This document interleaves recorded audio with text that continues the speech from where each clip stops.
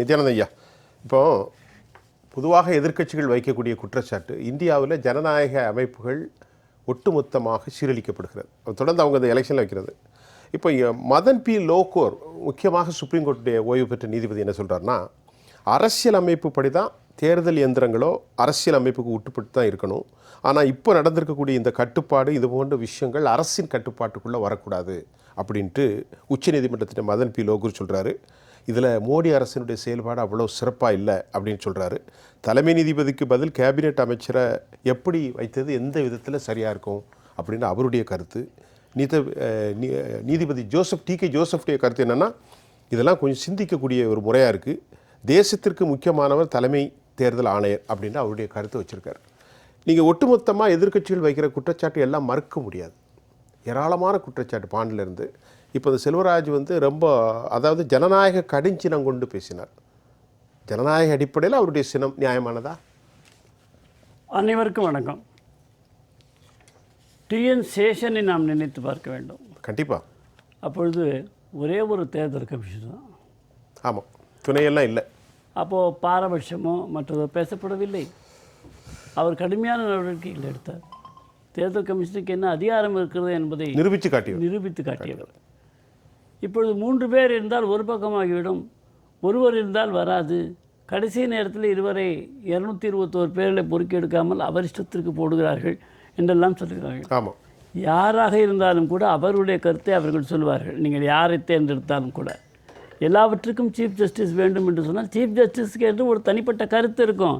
அந்த கருத்து அரசாங்கத்துக்கு ஆதரவாக கூட இருக்கலாம். இப்போ அதே கருத்து தான் பிரைம் மினிஸ்டருக்கு ஒரு கருத்து இருக்கும், பிரைம் மினிஸ்டரோட தேர்ந்தெடுக்கப்பட்ட அமைச்சருக்கு ஒருத்தர் இருக்கும். கண்டிப்பாக அது ரெண்டும் ஒரே கருத்து ஆயிட்டுன்னா சிக்கல் ஆயிரும்ல. நடுநிலையான ஒரு கருத்து வேணும்ல. இப்போ ரவிசங்கர் அதான் சொன்னார். ஒருத்தர் மோடி அவர்கள், இன்னொருத்தர் மோடி அமைச்சர்லேருந்து ஒருத்தர், இன்னொருத்தர் எதிர்க்கட்சி. இது எப்படி சரியா இருக்கும்? இல்லை, எப்படி சரியா இருக்கும்? அது சரியானதா இல்லையா என்பதை விட இது சரியாக இருந்திருக்கிறதா என்பதைத்தான் நான் இப்போ எப்படி இருக்குன்னு சொல்லுங்க. நான் சொல்கிறேன் எப்படி இருக்குன்னு சொல்லுங்க. அதாவது 2 பேரில் ஒருத்தர் பிரதமர், மற்றொருவர் அமைச்சரவையில் இருக்கக்கூடியவர். 2 பேருமே பாஜகக்காரங்க.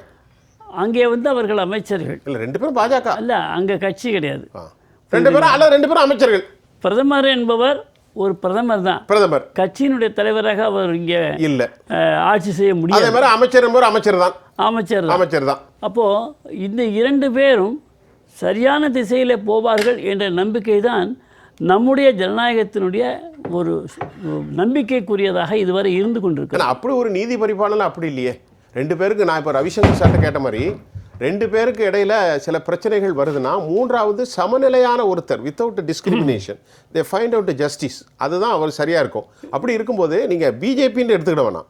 2 பேரும் ஒரு குடும்பத்திலேருந்து எடுக்கப்படுறாங்க. ஆனால் இன்னொரு சைட்லேருந்து ஒருத்தர் தான் வரார். அதாவது நான் ஒரு கருத்து சொன்னேன். என்ன கருத்து ஒரே ஐயா என்ன கருத்து சொன்னேன் உங்கள் டைம் தான் நம்ம வர 2018க்கு முன்னாடி சீஃப் ஜஸ்டிஸோ யாரோ இல்லை, அப்பயும் 3 பேர் இருந்தாங்க. சரி, ஒருத்தர் பிஎம், ஒருத்தர் லீடர் ஆஃப் ஆப்போசிஷன், 3வது யார் இருந்தாங்க எனக்கு தெரியல சொன்னேன். வெளியால் யாரு எமினன்ட் பர்சனாலிட்டிலாம் இல்லை. அப்போ 3வது அங்கே யாரு சீஃப் ஜஸ்டிஸ் இல்லை. அந்த கொஸ்டின் நான் ரைஸ் பண்ணேன்.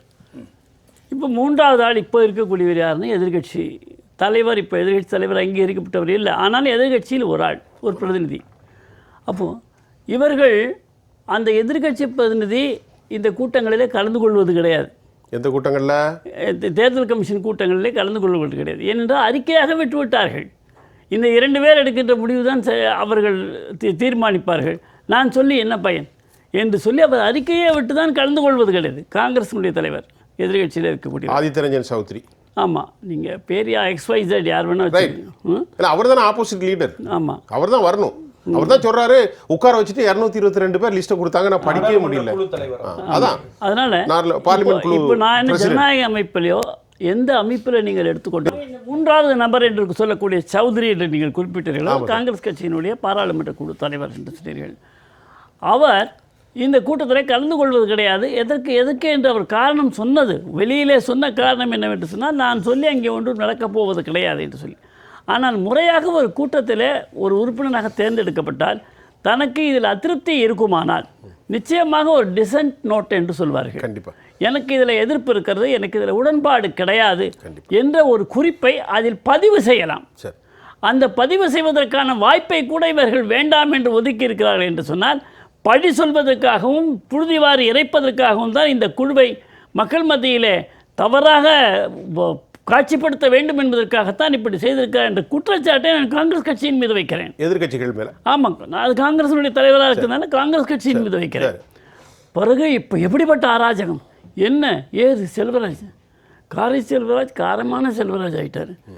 என்ன பண்ணுறது? நான் இதுக்கு யாரை கூப்பிடணும்? துணைக்கு துரை வைகோவை தான் கூப்பிடணும். ஒரு அறச்சீட்டம்ங்கிறார். துரை வைகோவை தான் நான் கூப்பிடணும் எனக்கு துணைக்கு. ஏன்னா அவரோட கட்சி தலைவர், அவர் பொதுச் செயலாளர் நினைக்கிறேன். அவர் வேட்பாளராக நிற்கிற போது எல்லா காணொலியும் நாம் பார்த்துட்டோம். எப்படி இப்போ பேசினா தெரியுங்களா? என்னுடைய தகப்பனார் ஒரு சகாப்தம் வைகோவை சொல்லுகிறார். ஒரு சகாப்தம் 30-40 ஆண்டுகளாக திராவிட இயக்கத்துக்காக பாடுபட்டவர். அவருக்கு அவருடைய விருப்பப்பட்ட ஒரு சின்னத்தில் நிற்பதற்கு தடையாக அல்லது நிற்கக்கூடாது, எங்களுடைய சின்னத்திலே நில்லுங்கள் என்று வற்புறுத்தியவர்கள் நீங்கள் என்று மேடையில் சொல்கிறார்கள். அப்போ அராஜகம், ஜனநாயக படுகொலை, பாசிசம் இவைகளெல்லாம் எங்கே இருக்கிறது? திமுக இருக்கா? திராவிட முன்னேற்ற கழகத்தில் அழுத்தம் திருத்தமாக இருக்கிறது என்று கூட்டணி கட்சியை சேர்ந்த வேட்பாளர் பேசுகிறார்.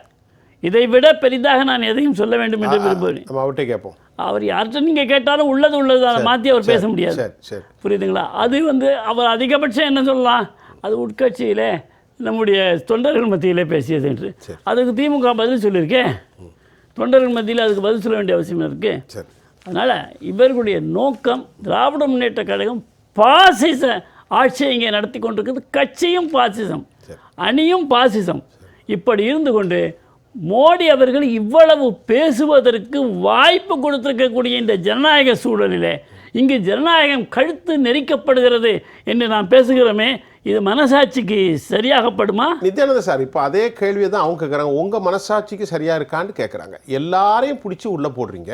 ஒரு திருவிழா காலத்தில் நடவடிக்கைகளை தாமதப்படுத்தலாம், குற்றவாளிகளை ஒப்படைக்கலாம், திட்டமிட்டு இந்த மாதிரி விவகாரத்தில் அதுக்கு நியாயமான காரணம் இல்லை என்று நீங்கள் மறுக்க முடியும். அது உங்களுடைய கண்ணோட்டம். நியாயமான பிடிச்சி உள்ள போட்டிருக்கீங்க 50 நாள். அது உள்ளே போடுவதற்கு நியாயமான காரணம் இருக்கலாம். நான் மறுக்கல. ஏதாவது இல்லைன்னு சொல்ல முடியுமா? சொன்னாங்க இருக்கலாம். நம்ம சார் ஒரு நிமிஷம் சார், அதற்காக உங்ககிட்ட கண்ணாடி கூண்டுகளை வச்சு நீங்க கல்லறைறீங்கன்னு நான் நினைக்கிறேன். அவ்வளவு ஊழல் பெருச்சாளி என்று சொல்லுவவர்களும் பிஜேபியில் இருக்கிறாங்க, அவங்க வைக்கிறாங்க. இப்போ நேற்று ரெட்டி பிரதர்ஸும் சேர்ந்தாச்சு பிஜேபியோட. யார் மேலேயுமே நடவடிக்கை எடுக்கலையே. நான் எதிர்க்கட்சியின் குரலா தான் பேசுறேன். நீங்க நெறியாளராகவே நடுநிலையிலே பேசுங்க, ஒன்றும் தப்பு ஒன்று கிடையாது. அப்ப அவங்க கேட்கல, நியாயம் இருக்கு. ஐயா, உங்கள் ஹப்ல அவ்வளவு குற்றவாளிகளும் ஊழல் பேரவாளியை வைத்துக்கொண்டு எதிர்க்கட்சியில் கூட கெஜ்ரிவால் போன்றவர்களை எந்த ஆதாரத்தின் கேட்பதற்கு ஒரு அறச்சீட்டம் வருவதற்கு காரணம் இடம் கொடுக்கறதில்ல. ஆமா, அறச்சீட்டம். அது எப்படி நீங்க மறுப்பீங்க? மறுக்கல. ஆனா அதற்கான தகுதி உங்களுக்கு இருக்கிறதா? எப்படி எங்களை கேட்குறீங்க? உங்களுக்கு இந்த தகுதி இருக்கிறதா? ஊழல் ஆட்களை வைத்திருக்கிறீர்கள். நீங்களே ஊழல் செய்துவிட்டு அந்த கேள்வியை கேட்பதற்கு அதைத்தான் அவங்க கேட்கறாங்க. நீங்கள் எல்லாரையும் ஊழல்வாதின்னு போட்டா உங்ககிட்ட ஊழலின் மொத்த உருவமே இருக்கிறாங்க. பெரிய கட்சிங்க ஊழல்வாதிகள் இருக்கத்தான் செய்கிறார்கள். மற்ற கட்சியிலிருந்து வந்தவர்கள் இருக்கத்தான் செய்கிறார்கள், இல்லை என்று சொல்லவில்லை. மற்ற கட்சியில எடியூரப்பா உங்கள்கிட்ட இருந்தாரு, இன்னைக்கு ரெட்டி பிரதேஷ் கருணாகர ரெட்டி, சோமசேகர ரெட்டி நேத்து சேர்ந்துட்டாங்க, பூங்கொத்து கொடுத்து. ஆமாங்க. அதெல்லாம் என்ன நடவடிக்கை கேட்பாங்கல்ல? ஆமா, கேட்பாங்க. நியாயமான காரணம் இல்ல. கேட்பதற்கான தகுதின்னு ஒண்ணு இருக்குல்லங்க. அதுதான் தகுதி. நீங்களே ஊழல் செய்து கொண்டிருக்கிறீர்கள், நீங்கள் கேட்பதற்கு உங்களுக்கு தகுதி இருக்கிறதா? சொல்லுங்க. இப்போ ஜாதிவாரிக்கு எந்த விஷயத்தை வேணா எடுத்துக்கோங்க. பேசுவோம். ஜாதிவாரி ரெண்டாவது பேசுவோம். ஜாதிவாரி கணக்கெடுப்பு நீங்க இப்போ இருக்கக்கூடிய முதலமைச்சர் தான் கடந்த முறை ஜாதிவாரி கணக்கெடுப்பு எடுத்தாரு.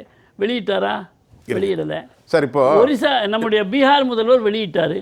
அவர் என்டிஏ ஜாதிவாரி கணக்கெடுப்பு எடுத்தவரை இப்போ உங்க கூட தான் இருக்காரு. ஆமாங்க. யாரு? இப்போ நீங்க ஜாதிவாரி கணக்கு ஆபரேஷன் பண்ணல நிதிஷ்குமார் இப்போ உங்களோட தான் இருக்காரு. அன்றைக்கு நீங்கள் பெருமையாக அதை சொன்னீங்களா? இன்றைக்கு சொல்லுங்க. அப்ப நீங்க அவளை சேர்த்து உங்க கூட சேர்த்துறீங்க. ஆமா, அதாவது நீங்க அதை பெருமையா இன்னைக்கு சொல்லுங்களேன். ஏன் நேத்து சொன்னீங்க? இதுவரைக்கும் அவர் அந்த கணக்கெடுப்பு வேணாம்னு சொல்லல. பிஜேபி கூட நான் சேர்ந்துட்டேன். ஒரு பாயிண்டே வேற. அவர் என்ன கேக்குறார்? அவர் அப்ரிஷியேட் பண்ணீங்க இல்லையா? அன்றைக்கு நீங்க இப்போ அது அப்ரிஷியேட் பண்ணுங்க. இப்போ அவங்க கைவிடல. இப்போ ஜாதிவாரி கணக்கெடுப்பு பத்தி பேசிட்டு தான் இருக்காங்க. அது ஜாதிவாரி கணக்கெடுப்பு அல்ல. நிதிஷ்குமார் செய்ததை அன்றைக்கு நீங்கள் சொந்தம் கொண்டாடி அன்றைக்கு நீங்கள் பாராட்டி இருந்தீர்கள். ஆனால் இன்றைக்கு அதை பற்றி பேசுவதே கிடையாது.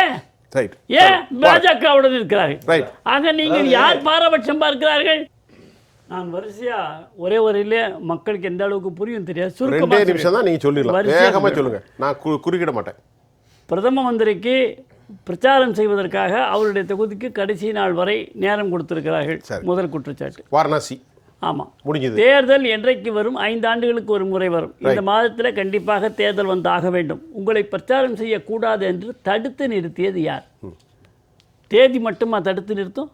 ஆக இது அது வாதமே அல்ல, அது தவறான ஒரு வாதம். அதனால் வாரணாசி குற்றச்சாட்டை நான் அடியோடு மறுக்கிறேன். அதே மாதிரி நம்முடைய காரை அவர்கள் இவ்வளவு வசூல் பண்ணிவிட்டார்கள், இவ்வளவு பாண்டு கிடைத்து விட்டது. அவர் கூட கொள்ள போஸ்ட் பெய்டு ப்ரீபெய்டு எல்லாம் சொன்னார். எத்தனை மாநிலத்தில் ஆட்சியில் இருக்குது பாஜக? ஆனால் திராவிட முன்னேற்ற கழகமோ அல்லது மம்தா கட்சியோ எத்தனை மாநிலத்தில் ஆளுகின்றது? நீங்கள் பிரித்து போடுங்க, எல்லாத்தையும் பெருக்கி போடுங்க. பாஜக சொல்லிட்டேன் 28,000 கோடி வரணும் எங்களுக்கு. ஆமா, பாஜக அமித்ஷா சொல்றாரு 28,000 கோடி வரணும். யாரை ஏமாத்துறீங்க? மக்களை ஏமாத்துறீங்க. மொத்தம் எண்ணிக்கையை மட்டும் சொல்லி மக்களை ஏமாத்துறீங்க. எத்தனை மாநிலத்தில் இருக்கிறது அந்த கட்சி என்பதை நீங்கள் சொல்ல வேண்டாம் சொல்லும்போது. அதனால இது ஏமாற்று வேலை, இதை மக்கள் ஏற்றுக்கொள்ள கூடாது. இன்னொன்று சொன்னார், போஸ்ட் பெய்டு ப்ரீபெய்டு ரொம்ப கேட்கறதுக்கு திராவிட இயக்க பேச்சாளர் எனக்கு மிகுந்த மகிழ்ச்சியா இருந்தது. ஏன்னா இதெல்லாம் ஒரு புதிய ஒரு கலாச்சாரம். காங்கிரஸ்ல இவ்வளவு பேச்சாளர். இப்ப நான் கேள்விப்பட்டு திமுக நான் கேட்கிறேன், வைண்டிங் அப் சார்ஜஸ் அவருக்கு ஞாபகம் இருக்கான்னு கேளுங்க. முடிச்சிடறேன். வைண்டிங் அப் சார்ஜஸ் ஞாபகம் இருக்கான்னு கேளுங்க. புரோக்கரேஜ் ஞாபகம் இருக்கான்னு கேளுங்க. கமிஷன் ஞாபகம் இருக்காங்க. These are not bribes. இவையெல்லாம் ஊழல் அல்ல. வைண்டிங் அப் சார்ஜ், புரோக்கரேஜ், கமிஷன், இதெல்லாம் யாருடைய வார்த்தை தெரியுங்களா? போஃபர்ஸ்ல ராஜீவ் காந்தியோட அப்படி எடுத்துக்கலாம். இவர் வந்து போஸ்ட் பெய்டு ப்ரீபெய்டுன்னு 2024 சொல்றாரு. இந்த குற்றச்சாட்டு முடிஞ்சு போச்சு.